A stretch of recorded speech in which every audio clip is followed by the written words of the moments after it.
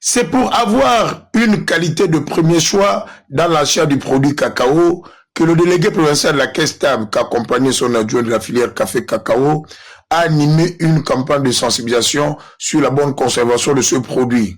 Pour le délégué café-cacao, cette rencontre est une volonté pour la hiérarchie de ne plus avoir le cacao en G2, c'est-à-dire de second choix. Notre mission ici, c'est d'accompagner les planteurs. Nous faisons dans un cadre social. L'objectif de la Caisse stable, c'est d'accompagner les planteurs. Donc nous venons auprès des planteurs pour acheter. Pour le délégué provincial, il est plus qu'indispensable que les planteurs s'approprient ces techniques agricoles, car le cacao en G1 ne s'improvise pas, mais se prépare.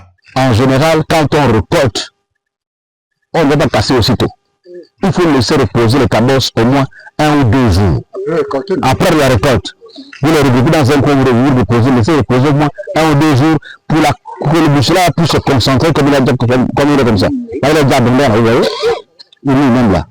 Pendant qu'on le fait, on doit déjà avoir préparé sa caisse ou son panier. Quand il faut casser, quand on fait le cabossage, on utilise les gourdins, pas de machettes. Très attentifs à ces enseignements, les planteurs du regroupement de village Rungassa, lieu choisi pour cette formation, se disent aptes à avoir une meilleure récolte. Si on a eu le G2, c'est parce que on ne connaissait pas la méthode pour faire sécher notre cacao.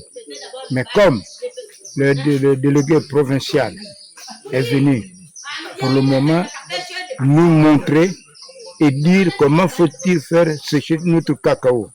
Je pense que à partir de cette date, nous allons toujours bien travailler notre cacao. Dorénavant, Rungassa faisait des tonnes de qualité G1. Si aujourd'hui nous avons shooté, c'est parce que les planteurs n'avaient pas des informations, mécanismes concernant le séchage du cacao. Je vous remercie infiniment, l'ensemble que vous êtes, de nous apporter des informations fiables des mécanismes. Il est souhaitable que... Gageons dès maintenant que ces techniques agricoles allant de la fermentation au séchage soient bien assimilées par ces planteurs de café et cacao afin d'avoir un produit de qualité.